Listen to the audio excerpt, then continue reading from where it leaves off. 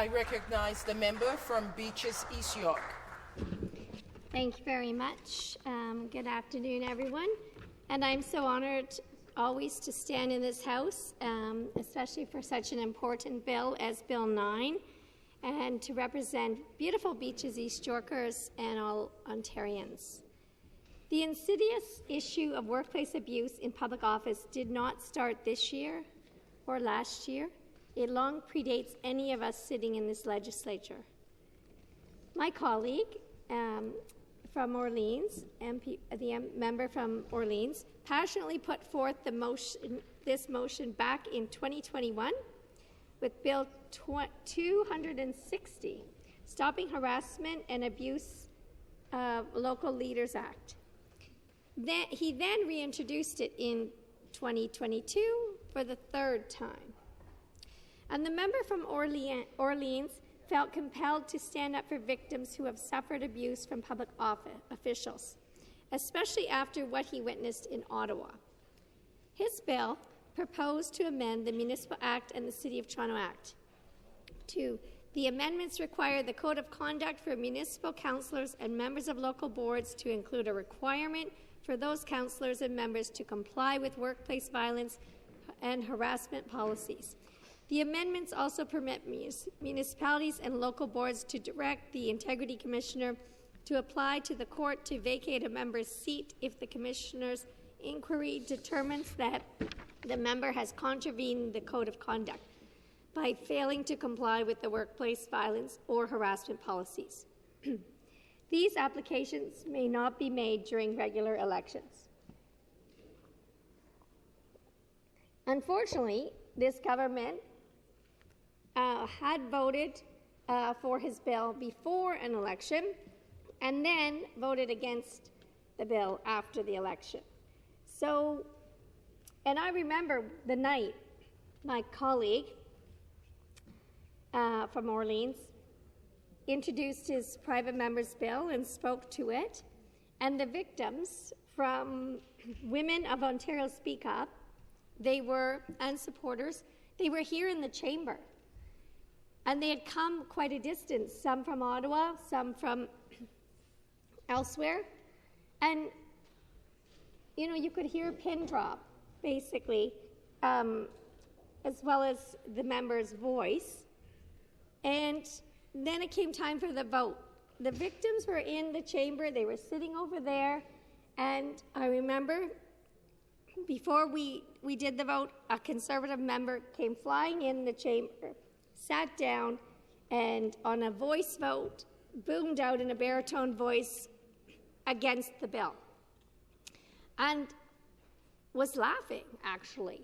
And I felt sick about that, and the victims were crying afterwards. And I thought maybe that member did not understand what was going on in the chamber or did not know that certain bill, but it was terrible that private member's bill was voted down, and the victims had to witness that. Thankfully now, it has come back, and the government has seen the light on that, and I appreciate that.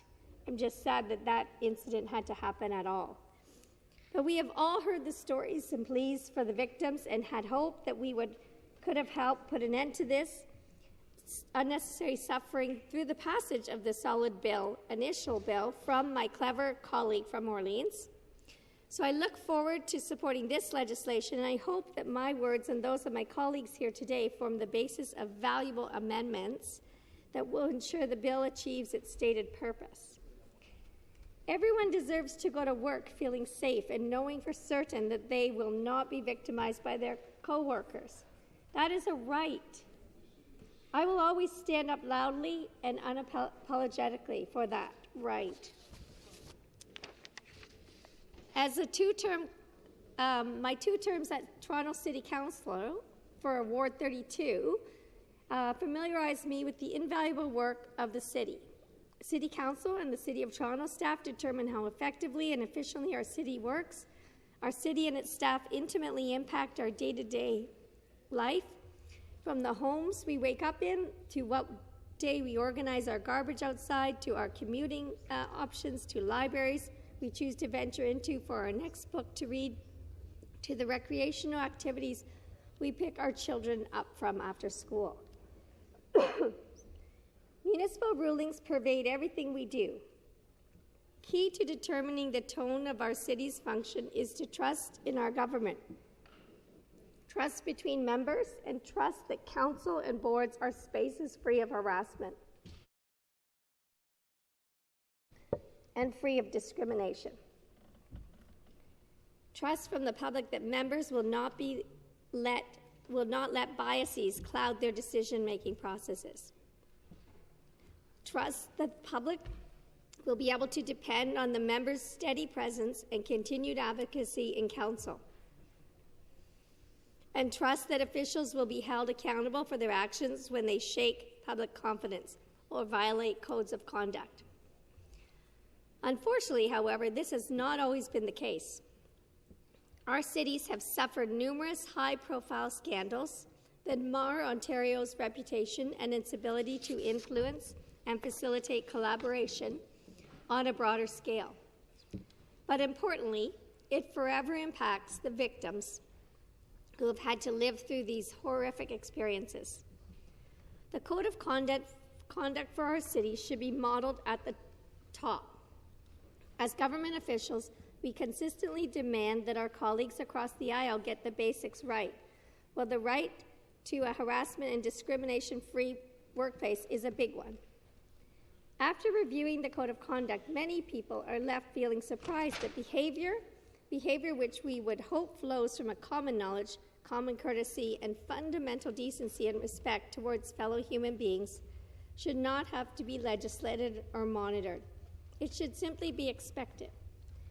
Unfortunately, we have seen time and time again that this is not the case. We know that currently in the City of Toronto, there is a case before the courts with a councillor from Scarborough. We've heard of the case in Ottawa at great detail. There was a councillor from Pickering, we know, who had a 180-day salary suspension after the OPP investigated criminal allegations which were brought by City Council. She is said to have bullied 3 local constituents on social media, called herself a modern-day slave after getting her pay docked, promoted homophobia, homophobic remarks and transphobic remarks, denounced Black History Month, appeared on a far-right podcast, etc., etc. There was a councillor in Mississauga who received a 60-day salary suspension for when he was determined that he was guilty of keying a fellow councillor's car over and over again in the parking garage. Imagine how fearful that woman was.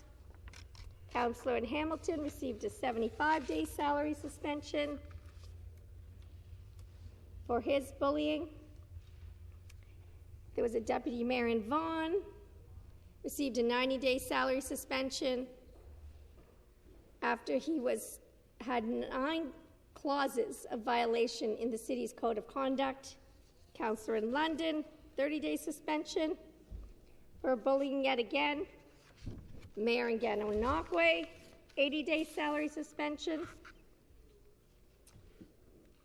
for abusive and aggressive and offensive sexual jokes and tones.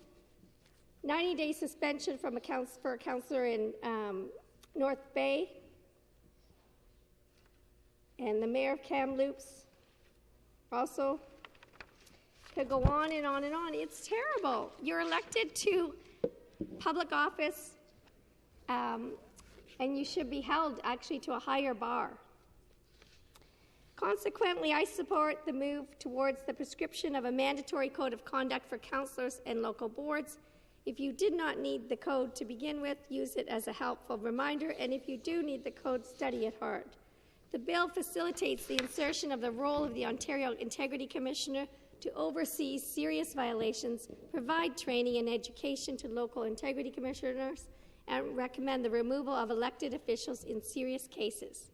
This is a much-needed and beneficial amendment. The Integrity Commissioner of Ontario will provide impactful oversight that was previously missing. While the core of this legislation establishes accountability that all communities should come to expect from their public officials, there remains room to augment this role. Part of what makes Ontario such an amazing province is its rich tapestry of communities. Each municipality is truly unique. While Toronto's main issues may consist of expanding transit and expanding bike lanes, Tweed may need bridge maintenance. Consequently, the prominent issues, interpretations of severity of issues, and understandings of conduct norms and serious deviations from it may vary. This bill should standardize the code of conduct to ensure our public officials are held to the same criteria across the board. Simultaneously, Bill 9 should also consider our municipalities' differing priorities and needs.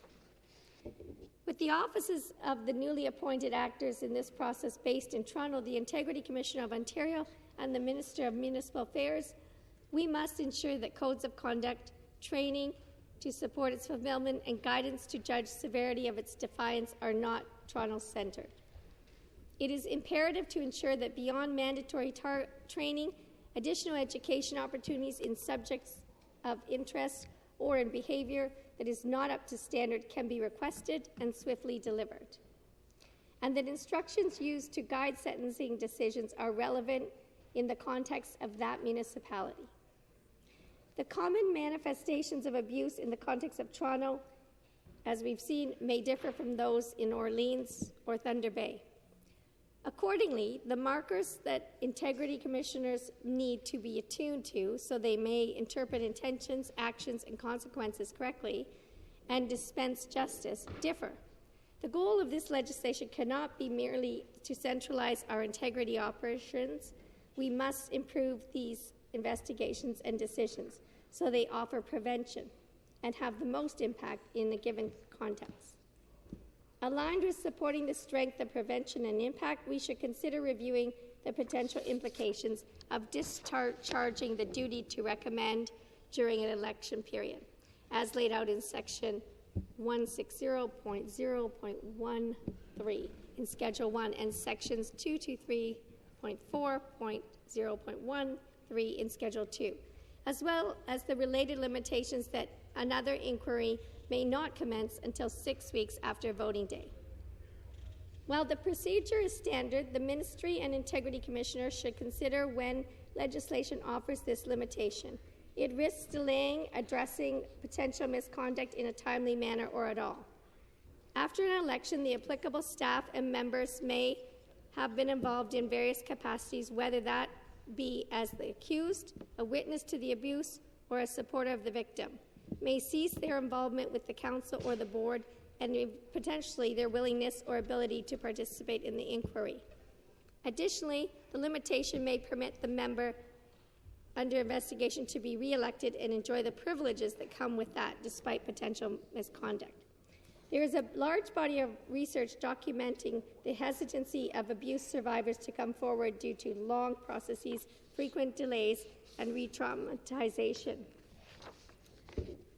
Paired with the government's long track record of skirting accountability and failing to act in accordance with calls from Ontarians, demonstrated by the Greenbelt, bike lanes, and Ontario Place, every available opportunity to facilitate fair and timely investigation should be made in special instances of an investigation during an election period to keep with the bill's purpose. Importantly, however, the most concerning part of this legislation lies in the high threshold for voting on a member's seat vacancy. The bill demands that all members of council, other than members referred to in subsection 3, who are excluded from taking part in the vote, vote in favour of the recommendation. This section lays out the necessary prerequisites for voting on a motion to vacate the seat of a member who has engaged in misconduct. The default for council is a majority vote, not unanimous. Moreover, it is rare that all members of council are present between events in their riding. meetings with stakeholders, engaging with constituents, and at times personal obligations. Absences happen often. There have been over this current session of Toronto City Council 700 absences to various meetings so far. While this would not pose an issue normally, one absence could kill all of the work of a whole investigation. We do not want that to happen. Whereas members could previously abstain from a vote, their simple absence without a qualified reason could result in an abuser continuing their term and communicating the message to the victim that the trauma they endured and the bravery they showed by coming forward was not enough. While this criterion normally would not hinder council proceedings, these conditions now serve as an unnecessary barrier to achieving justice for victims and safe working conditions for local leaders and their staff. Municipal legislation shapes our lives, so it is immeasurably important to ensure that the individuals making this legislation are of upstanding character and capable of making decisions that prioritize the safety, trust, and well-being of the public. If they cannot or refuse to actively participate in the creation of a discrimination and harassment-free workplace for their immediate environment, whom they see and interact with every day, it should be called into question if they are able to do so for the broader public, whom they may not know. In theory, Bill 9 lays out all methods of ensuring accountability on paper, hopefully augmented by the valuable contributions offered by all of my colleagues today. The bill will achieve accountability in practice. So I am happy to support this bill, and I thank everyone for their heartfelt conversations today, and looking forward to passing it. I'd also like to continue to give a super shout out to my colleague from Orleans who was steadfast and did not give up on reintroducing the bill over and over again, and mostly to the women of Ontario Say No, who were so brave and courageous. And finally, thank you for waiting. It is happening. Thanks. Questions?